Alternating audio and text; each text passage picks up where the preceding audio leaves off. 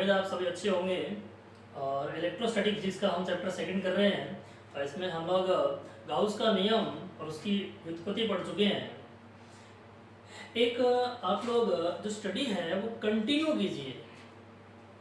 जैसे कि पहला लेक्चर देख लिया, दूसरा छोड़ दिया, तीसरा देख लिया, तीसरा आधा देख लिया, तो फिर करने का कोई मतलब नहीं रहता है। पूरी ऊर्जा के साथ, पूरे जोश के साथ, एक युद्ध की तरह आपको स्टडी करनी चाहिए। और ऐसा करेंगे यदि आप लोग तो आपका बहुत ही अच्छा नॉलेज गेन होगा और इस लॉकडाउन पीरियड का आप लोग बहुत अच्छा फ़ायदा उठा पाएंगे। जैसा कि यूट्यूब की रिपोर्ट के हिसाब से मैं देखता हूँ, उस चैनल की रिपोर्ट देखता हूँ, तो उससे पता चलता है कि आप लोग बड़े ही लेजी टाइप से पढ़ रहे हैं, जो कि 12th के स्टूडेंट के लिए मुझे बिल्कुल भी ठीक नहीं बैठती। मैं उम्मीद करूँगा कि आप लोग इसके बाद थोड़ा एक्टिवनेस के साथ पढ़ाई करेंगे और हम लोग गाउस के नियम के अनुप्रयोग स्टडी शुरू करते हैं।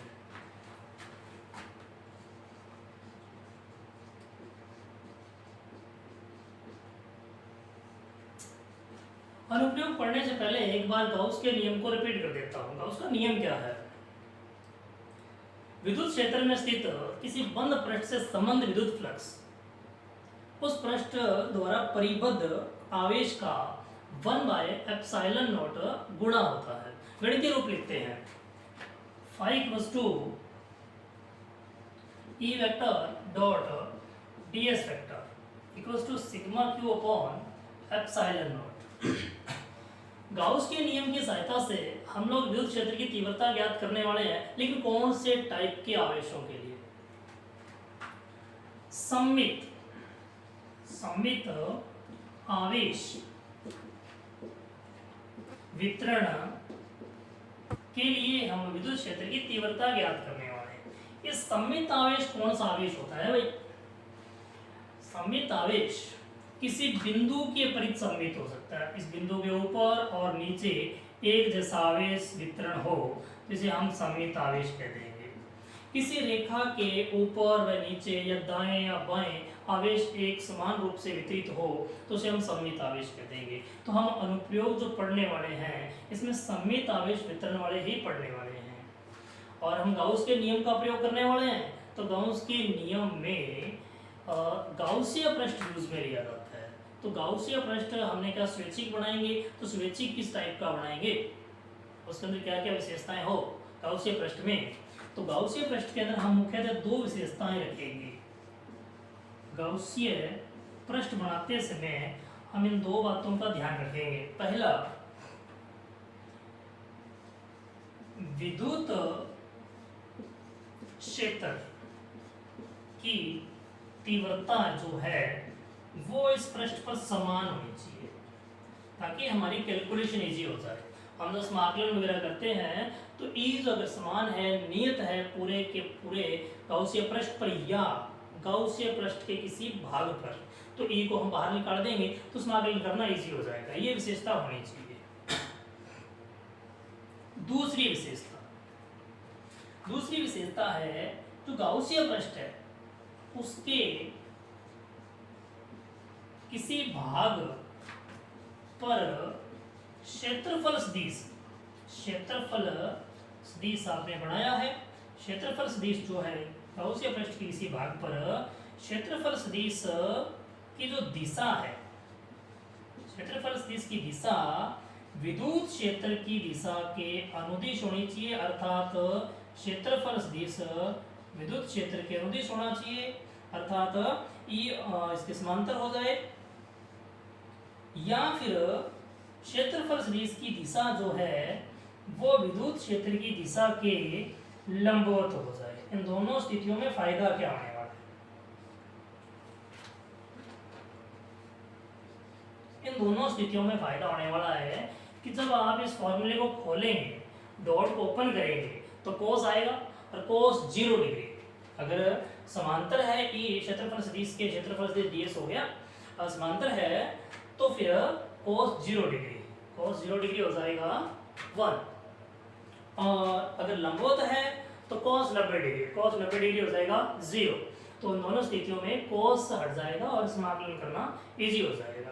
तो गाउसीय पृष्ठ में दो विशेषताएं होनी चाहिए। तो अनुप्रयोग में अब लोग देखते हैं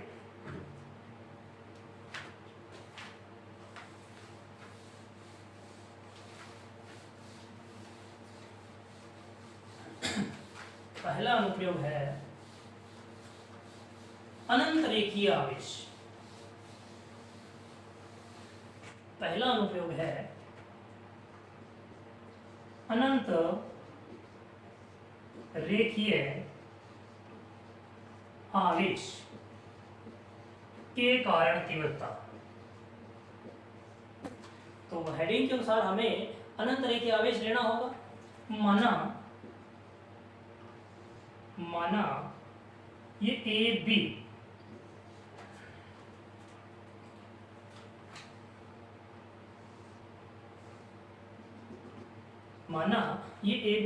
अनंत रेखीय आवेश है और इस पर रेखीय आवेश घनत्व लैम्डा है। अनंत रेखीय आवेश के लंबवत दिशा में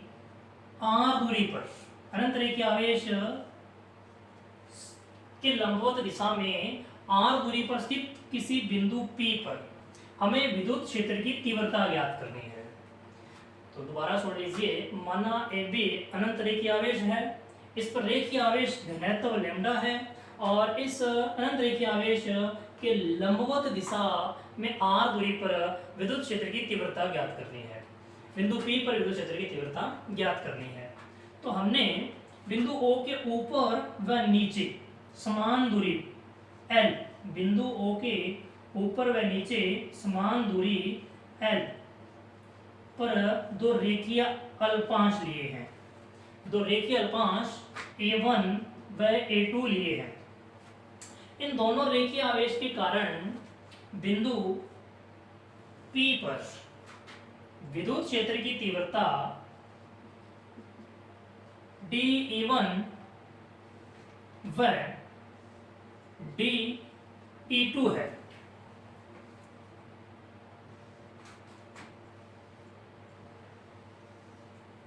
dE1 व dE2 है। बिंदु P पर हमें परिणामी विद्युत क्षेत्र की तीव्रता ज्ञात करनी है, तो हमें इन विद्युत क्षेत्र की तीव्रताओं को घटकों में वियोजित करना चाहिए।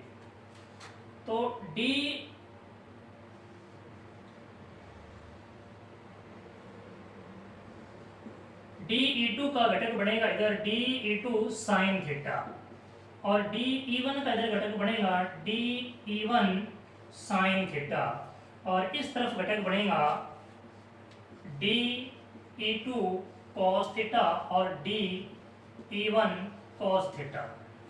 तो हम देख सकते हैं कि dE1 sin थीटा और dE2 sin थीटा एक दूसरे के विपरीत होने के कारण एक दूसरे को निरस्त कर देते हैं और dE1 cos थीटा और dE2 cos थीटा एक ही दिशा में होने के कारण जुड़ जाते हैं और इन दोनों अल्पांश युग्मों के कारण जो बिंदु P पर विद्युत क्षेत्र की तीव्रता है वो OP दिशा में होगी। इस प्रकार से हम रेखीय आवेश पर और भी अल्पांश युग्म ले सकते हैं और उन अल्पांश युग्मों के कारण भी बिंदु P पर विद्युत क्षेत्र की तीव्रता OP दिशा में ही होगी। अर्थात रेखीय आवेश के कारण विद्युत क्षेत्र की तीव्रता उसके लंब दिशा में ही होती है। तो हमने दिशा का पता लगा लिया, किधर की ओर होती है, लंब दिशा में होती है। विद्युत क्षेत्र की तीव्रता रेखीय आवेश के लंब दिशा में होती है। तो दिशा के बाद हम परिमाण निकालते हैं।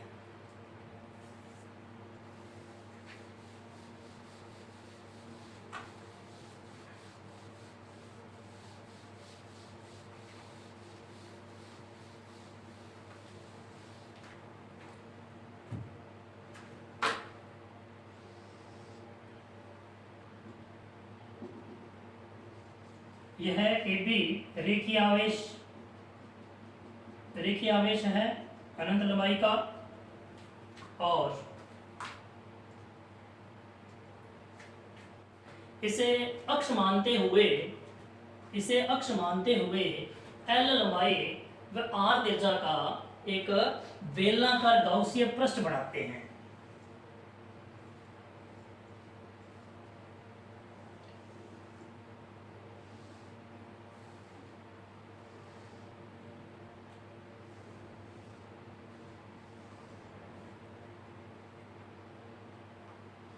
L लंबाई का और R त्रिज्या का बेलनाकार गाउसिया पृष्ठ बनाया। गाउसिया पृष्ठ की विशेषता क्या होनी चाहिए, आपको याद होगा, इसके भागों पर तीव्रता समान होनी चाहिए। और क्या विशेषता होनी चाहिए कि तीव्रता क्षेत्रफल अल्पांश की अनुदिश या फिर उसके लंबवत होनी चाहिए।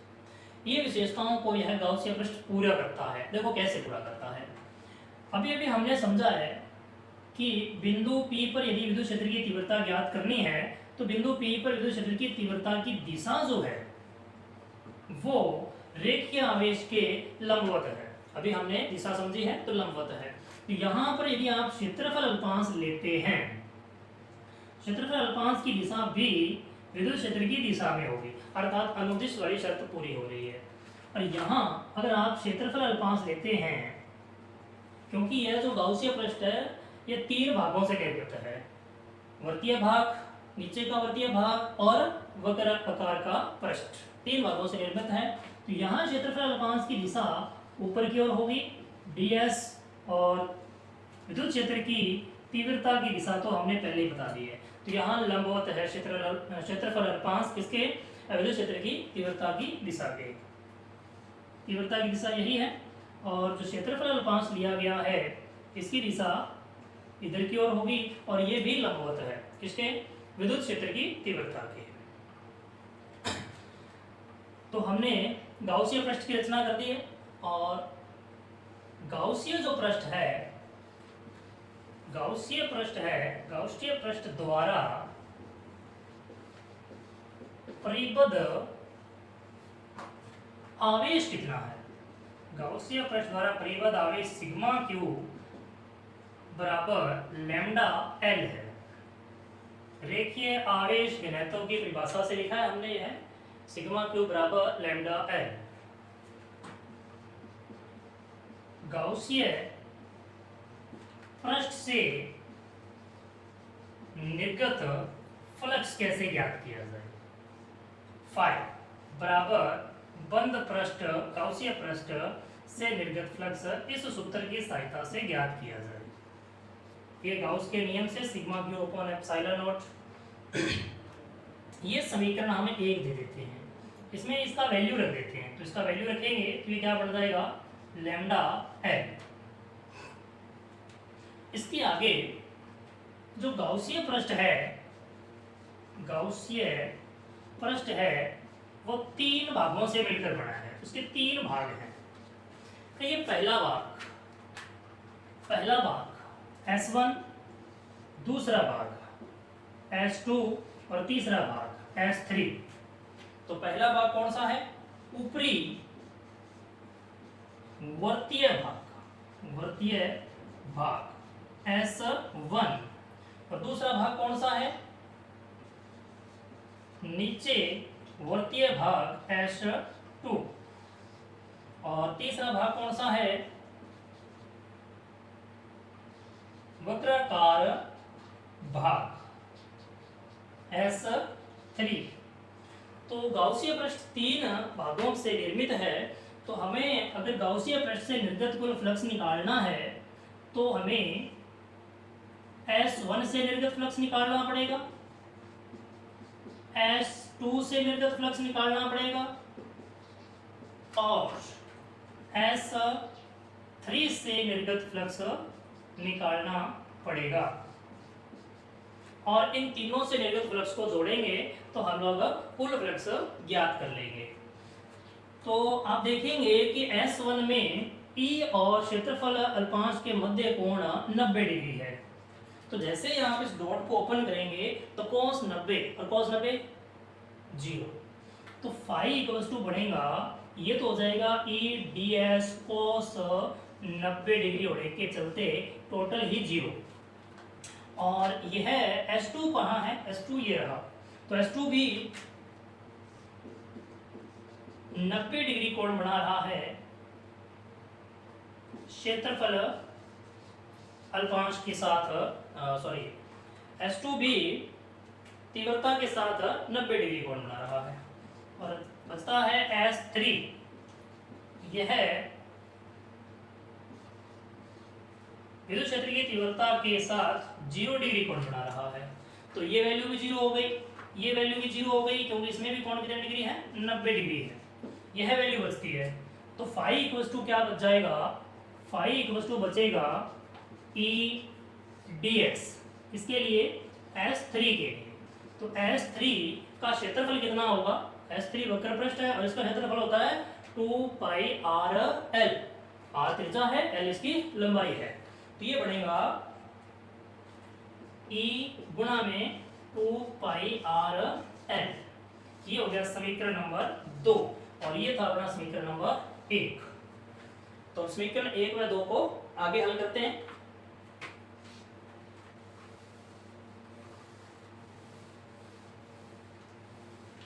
समीकरण 1 को रख लेते हैं और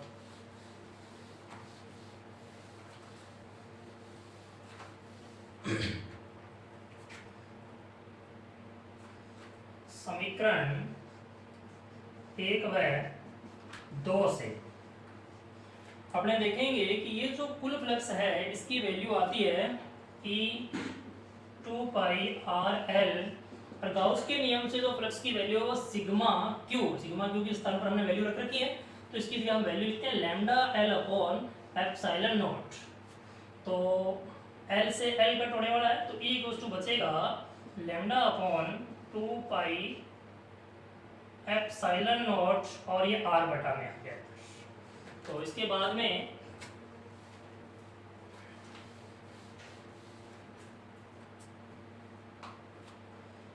E equals to 2 lambda upon 4 pi epsilon nought R. हमने 2 से ऊपर नीचे गुणा कर दिया है। ऐसा करने का बेनिफिट आप जानते हैं कि 1 अपॉन 4 पाई एप्सिलॉन नॉट बन गया, और इसको हम k से भी रिप्रेजेंट करते हैं, और इसका मान आपको याद होगा 9 इंटू 10 की पावर 9 होता है, अंकित मान लिखा है हमने। तो E इक्वल्स टू बन गया 2k लैम्डा अपॉन आर। ध्यान दीजिएगा, बिंदु आवेश के कारण जो विद्युत क्षेत्र की तीव्रता का सूत्र होता है वह व्युत्क्रम वर्ग के नियम का पालन करता है, अर्थात बटा में r का स्क्वायर होता है। लेकिन अनंत रेखीय आवेश के कारण जो विद्युत क्षेत्र की तीव्रता है वो r के वर्ग के समानुपाती नहीं होती, वह r 1/r के समानुपाती होती है, अर्थात r के व्युत्क्रमानुपाती होती है। यदि हमें E और r में ग्राफ बनाना हो तो कुछ इस प्रकार से बन जाएगा। तो ये टॉपिक समाप्त हुआ।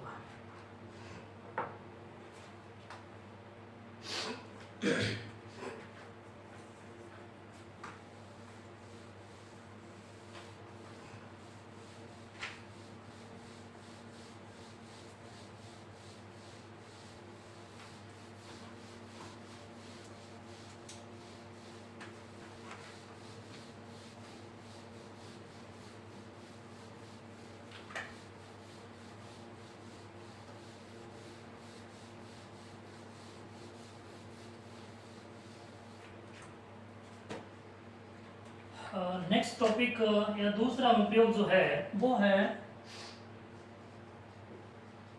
अनंत लंबाई की अचालक पर्त के कारण विद्युत क्षेत्र की तीव्रता ज्ञात करनी है। तो हेडिंग से पता चल रहा है अपने को, हेडिंग से अपने को पता चल रहा है कि अनंत लंबाई की अचालक परत के कारण हमें तीव्रता निकालनी है। तो वही काम करेंगे हम लोग। सर्वप्रथम तो हम दिशा ज्ञात करेंगे और उसके बाद में तीव्रता ज्ञात करेंगे। यह है अनंत लंबाई की एक अचालक परत है। ये अनंत लंबाई की अचालक परत, और इसका हमने एक भाग लिया है ABCD। अनंत लंबाई की चालक परत का एक भाग लिया है ABCD। इस परत पर यह परत एक समान रूप से आवेशित है और आवेश घनत्व सिग्मा है, और विद्युत क्षेत्र की तीव्रता की दिशा ज्ञात करने के लिए हम लोग इस पर दो क्षेत्रफल अल्पांश लेंगे।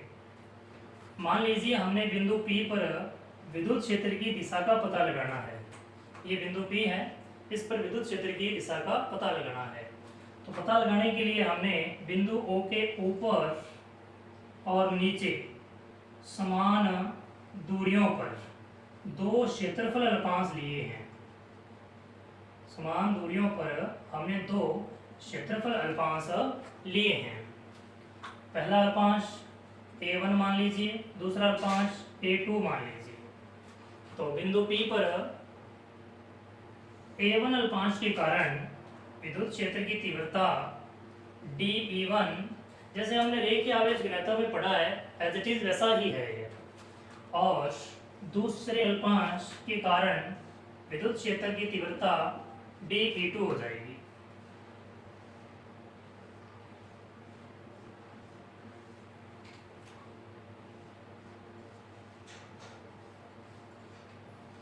dE2 हो जाएगी। अब हम लोग बिंदु P पर परिणामी विद्युत क्षेत्र की तीव्रता ज्ञात करने के लिए इन तीव्रताओं को घटकों में वियोजित करेंगे। तो dE2 का ऐसे लंबवत घटक dE2 sin थीटा, तो dE1 का dE1 sin थीटा हो जाएगा। और OP दिशा में dE1 cos थीटा और इसका dE2 cos थीटा घटक हो जाएगा। तो पहले की तरह है, जैसा आपने देखिए आवेश घनत्व में पढ़ा है, dE1 sin थीटा और dE2 sin थीटा एक दूसरे को निरस्त कर देंगे और dE1 cos थीटा और dE2 cos थीटा एक ही दिशा में होने के कारण परस्पर जुड़ जाएंगे। तो इन दोनों क्षेत्रफल अल्पांशों के कारण जो विद्युत क्षेत्र की बिंदु P पर दिशा है वो है OP। इसी प्रकार प्लेट में हम लोग इसी प्रकार के क्षेत्रफल अल्पांश और ले सकते हैं जिनके लिए बिंदु P पर जो विद्युत क्षेत्र की दिशा है वो OP में ही होगी। देखिए कैसे, मान लीजिए इसके ऊपर आपने एक अल्पांश लिया और इसके नीचे भी एक अल्पांश ऐसा मिल जाएगा आपको, क्योंकि अनंत लंबाई की है। तो इन दोनों के कारण भी यहाँ पर तीव्रता निकालेंगे तो ऐसे लंबवत वाले घटक निरस्त हो जाएंगे और अनुदिश वाले घटक जुड़ जाएंगे। तो इस प्रकार से पूरी प्लेट को हम इस प्रकार के अल्पांश युग्मों में डिवाइड कर सकते हैं, बांट सकते हैं, जिनके कारण विद्युत क्षेत्र की तीव्रता बिंदु P पर OP दिशा में ही बढ़ेगी। तो हमने अनंत लंबाई की अचालक परत के कारण विद्युत क्षेत्र की दिशा का पता लगाया जो परत के लंबवत है। विद्युत क्षेत्र की दिशा परत के लंबवत है। अब हम लोग इसके कारण तीव्रता ज्ञात करते हैं।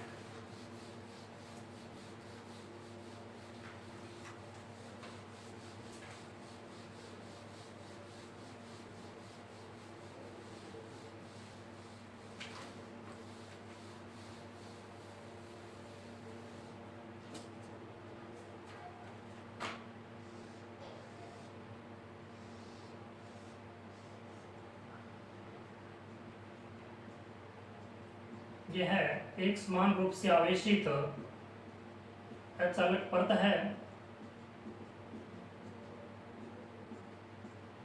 और इस परत के कारण हमें बिंदु P पर विद्युत क्षेत्र की तीव्रता ज्ञात करनी है।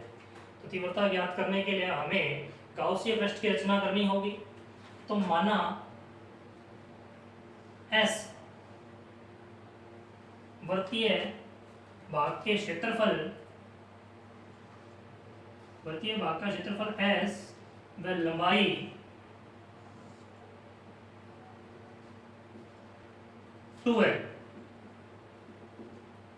लंबाई 12 का एक बेलनाकार गाउसीय पृष्ठ है। L लंबाई इधर है और L लंबाई इधर है। माना S समपृष्ठ का क्षेत्रफल और 12 लंबाई का एक बेलनाकार पृष्ठ है जो कि गाउसीय पृष्ठ का काम करेगा। गाउसीय पृष्ठ का काम कैसे करेगा? क्योंकि यह पीछे बताई गई विशेषताओं को पूरा करता है। कौन सी विशेषताएं? एक तो इसके इस भाग पर तीव्रता समान रहेगी क्योंकि आवेश से दूरी समान है और दूसरी शर्त क्या है कि कोण भी 90 डिग्री और 0 डिग्री के रूप में रहेगा। देखिए कैसे, मान लीजिए यह वृत्तीय पृष्ठ S1 है, यह पृष्ठ S2 है और ये वाला पृष्ठ S3 मान लेते हैं। यहाँ आपने एक क्षेत्रफल अल्पांश लिया, इसकी दिशा इधर की ओर होगी ds और तीव्रता की दिशा आपने अभी अभी ज्ञात की है वो इधर की ओर ही है। यहाँ आपने एक क्षेत्रफल अल्पांश लिया और इसकी भी दिशा इधर की ओर होगी, तल के लंबवत होती है, और जो परत है ये चल परत है, इसके आवेश के कारण इधर भी तीव्रता होगी और इधर भी तीव्रता होगी। तो इधर तीव्रता की दिशा क्षेत्रफल ts की दिशा में ही है।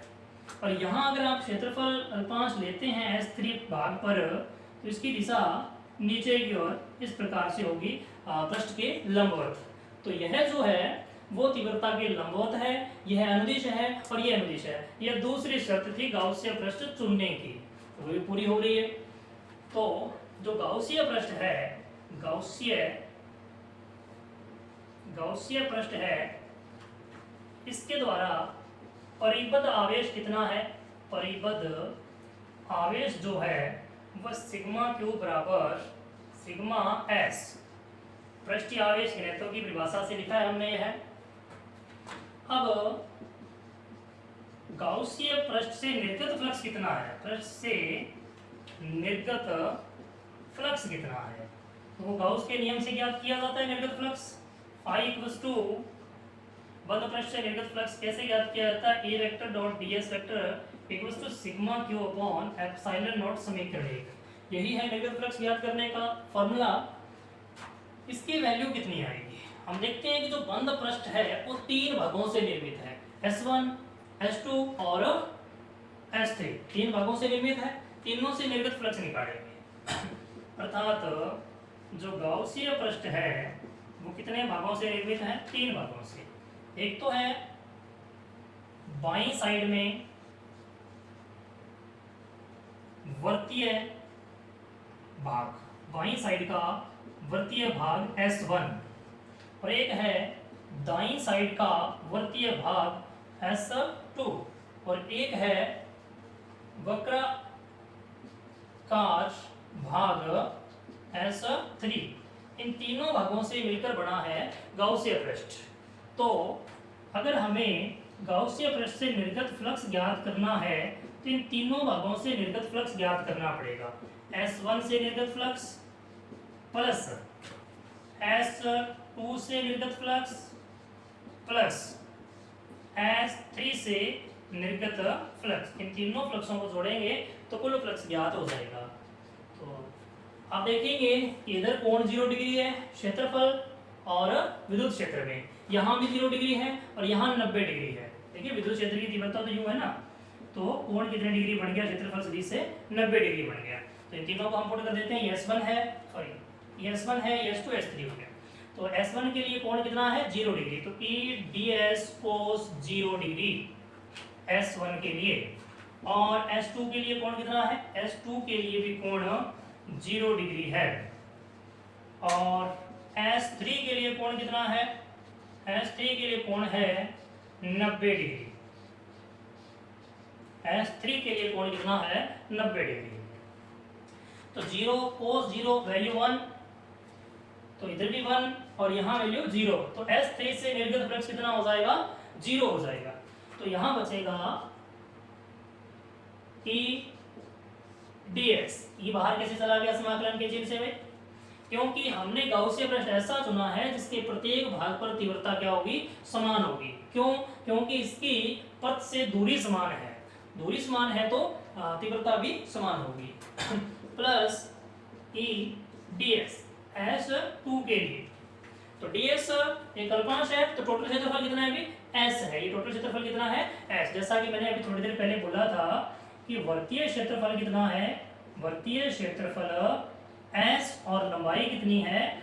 12 का एक गाउसीय पृष्ठ लेते हैं, गाउसीय पृष्ठ लेते हैं। ये थोड़ी देर पहले मैंने बोला था, तो उसको मिटा लेते हैं थोड़ा।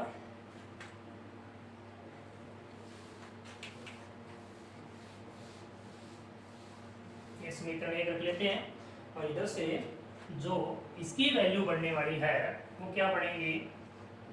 ई वेक्टर डॉट ds वेक्टर बंद पृष्ठ के लिए ई ds का समाकलन करेंगे s बन जाएगा। तो टोटल क्षेत्रफल हमने कितना माना है, इसका s माना हुआ है। तो es प्लस इसका भी क्या बन जाएगा, es। तो ये बन गया 2es। तो ये यहां रख देते हैं समीकरण 1 में, यहां रख देते हैं समीकरण 1 में। तो समीकरण 1 व 2 से, 2 कौन सी होगी भाई, ये वाली 2 हो गई। तो मान रखेंगे तो 2es इक्वल्स टू में sigma s upon epsilon not. ये वैल्यू यहां पर था क्या, सिग्मा क्यू था, और सिग्मा क्यू की वैल्यू क्या है, सिग्मा s। ये मैंने अभी मिटाई है जो लिखी हुई थी, तो यहां आ जाएगा सिग्मा s। पृष्ठीय आवेश घनत्व की परिभाषा से ही है ये। तो s से s कट गया, तो E बराबर बन गया सिग्मा अपॉन 2 एप्सिलॉन नॉट। इस उत्तर में ध्यान दीजिए आप, R नहीं आया, अर्थात R की जगह हमने L लिया है, L नहीं आया। तो बिंदु P पर जो तीव्रता है वो पर्त से दूरी पर डिपेंड नहीं कर रही है, दूरी से स्वतंत्र है। लेकिन शर्त क्या है, पर्त अनंत लंबाई की होनी चाहिए। और यह बात परिमित लंबाई की पर्त के लिए भी सत्य है, लेकिन बिंदु P पर्त से ज्यादा दूर नहीं होना चाहिए। पर्त की लंबाई की तुलना में बिंदु P की दूरी ज्यादा नहीं होनी चाहिए। कम दूरी के लिए बात सत्य है, तीव्रता क्या रहती है, समान रहती है। अगर हम ग्राफ बनाएं,